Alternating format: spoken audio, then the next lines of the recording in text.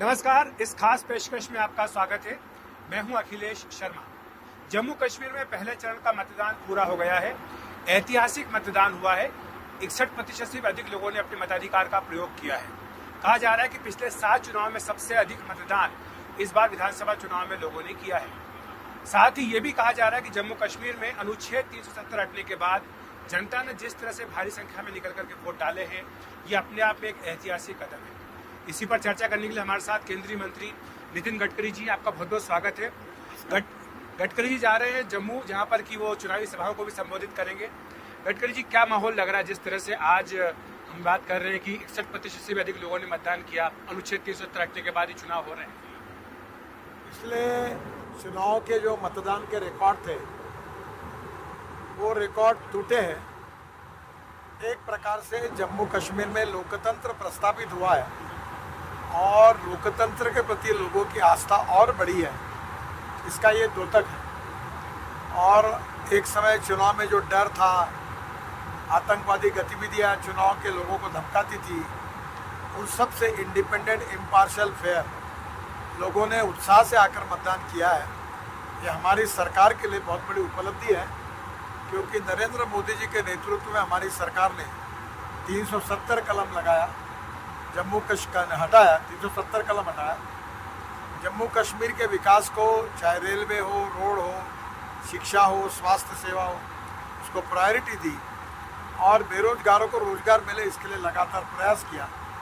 इन सब बातों का मिला जुला असर जो है कि पहली बार लोगों के मन में पॉजिटिविटी है, आत्मविश्वास है और इसका रूपांतर भारतीय जनता पार्टी के जीत में होगा, ऐसा मेरा विश्वास है।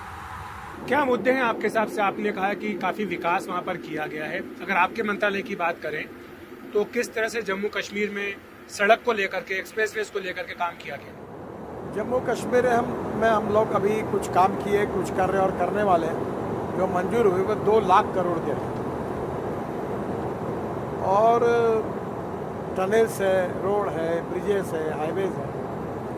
जम्मू की सबसे बड़ी हार्टलाइन जो है वो है जम्मू से श्रीनगर। बहुत कठिन है, पहाड़ है, लैंडस्लाइड्स होती है। हमने इसके बीच में 18 टनल बनाई है और श्रीनगर और जम्मू को रिंग रोड बना रहे हैं। तो यही प्रोजेक्ट पर हमने कम से कम दोनों रिंग रोड और इसको पकड़ के करीब 45-50 हज़ार करोड़ हम खर्चा कर रहे हैं। काफ़ी काम पूरा हुआ है। पर मैं आपको एक बहुत अच्छी बात समझाऊंगा। हमारे भाषणों में कश्मीर से कन्याकुमारी बोलते थे। अभी हिमाचल प्रदेश के मनाली से हम निकलेंगे तो रोहतांग पास जाने के लिए 3.5 घंटे लगते थे। अब रोहतांग पास हम 8 मिनट में पहुंचते। अटल टनल बन गई। अटल टनल से बाहर आकर हम 8 टनल बना रहे लद्दाख लेह तक। फिर लद्दाख लेह से हम श्रीनगर की तरफ जब निकलते हैं तो जोजिला टनल, आशिया की सबसे बड़ी 11.6 किलोमीटर, लगभग 6 महीने में पूरी हो जाएगी। फिर झेड़मोर टनल है, वो पूरी हुई, जिसका उद्घाटन प्रधानमंत्री चुनाव के बाद करेंगे। और वहाँ से हम जब श्रीनगर आते हैं तो श्रीनगर और जम्मू के बीच में तो रोड अच्छा बना ही है, पर वहाँ कटरा एक्सप्रेस हाईवे जो है, कटरा से दिल्ली वाया अमृतसर, उस हाईवे से ये रोड मिलता है। वहाँ से श्रीनगर से आकर हम लोग अमृतसर आएंगे, अमृतसर से दिल्ली आएंगे द्वारका एक्सप्रेस हाईवे पर, द्वारका एक्सप्रेस हाईवे से दिल्ली मुंबई हाईवे पर सूरत जाएंगे।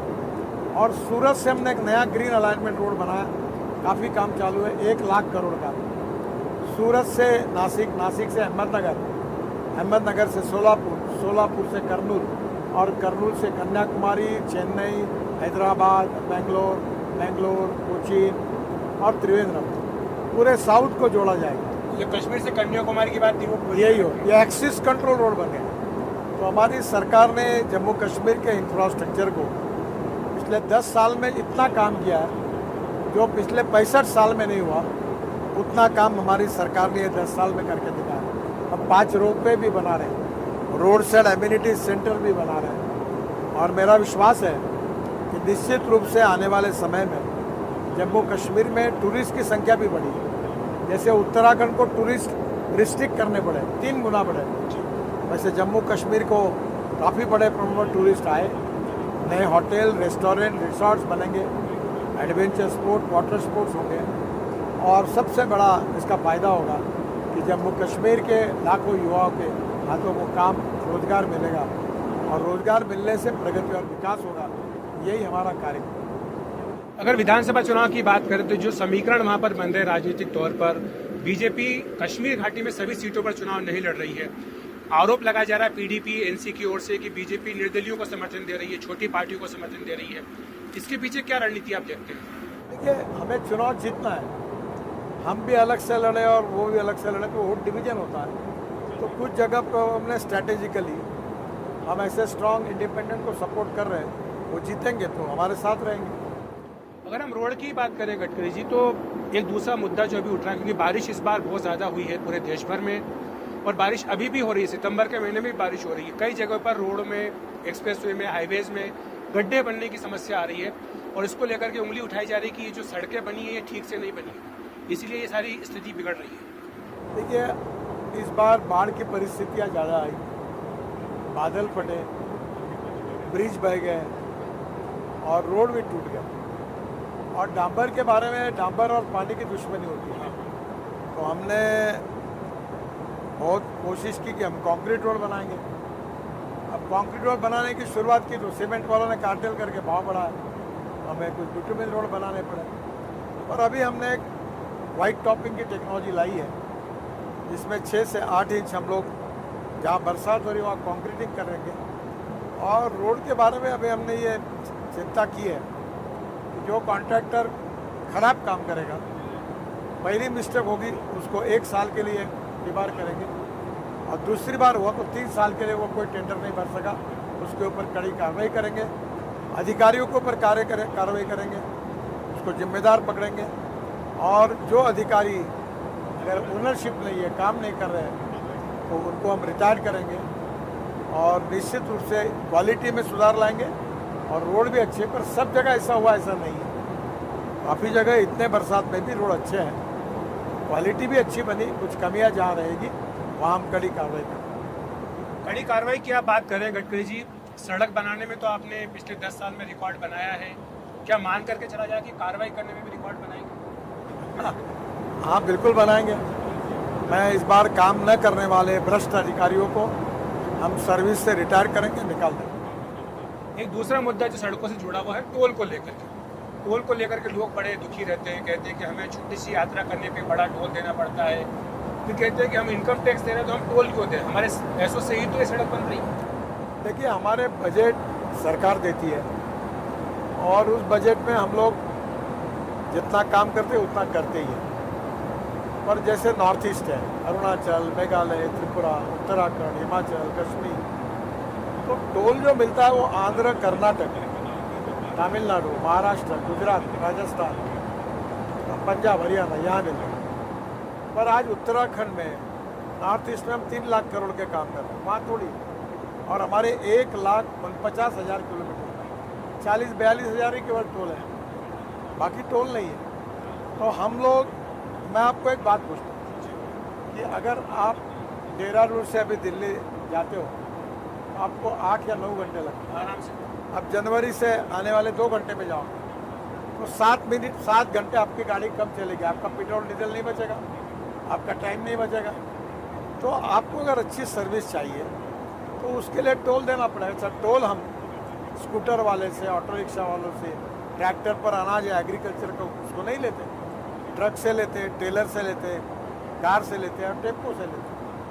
तो मैं ये मानता हूँ कि जी आजकल, पहले दिल्ली मुंबई हाईवे बना तो एक ट्रक को जाने के लिए कम से कम 50 घंटे लगते। अब दिल्ली मुंबई हाईवे में 22 घंटे में ट्रक जाएगा तो ट्रिप ज़्यादा मारेगा, उसका धंधा बढ़ेगा, डीजल की बचत होगी, तो उसका भी फायदा है। तो ये सरकार में बजट की कमी है और इसलिए हम सरकार के बजट का भी उपयोग कर रहे हैं। और जहाँ टोल नहीं है वहाँ सरकार से काम कर रहे हैं, और जहाँ पैसा बचा रहे, ट्रैफिक ज़्यादा है, वहाँ टोल के रोड बनाकर वो पैसा बचाकर पिछड़े हुए क्षेत्र को दे रहे हैं, तो उनका भी विकास हो रहा है। तो ये हमारा पैसा टोल का भारत सरकार के फाइनेंस मिनिस्ट्री में जमा होता है और वो टोल के रूप में वो बढ़ाकर हमको वापस करते हैं। तो जो टोल है फिजिकल टोल वो कब तक रहेंगे? आपको लगता है कि ये जल्दी खत्म होना चाहिए, क्योंकि यहाँ पर भी समय खराब होता है, लोगों को रुकना पड़ता है? वो टोल लेन का अभी हम लोग एक सैटेलाइट बेस्ड टोल सिस्टम ला रहे हैं। टोल ही नहीं रहे, टोल नाके नहीं रहे।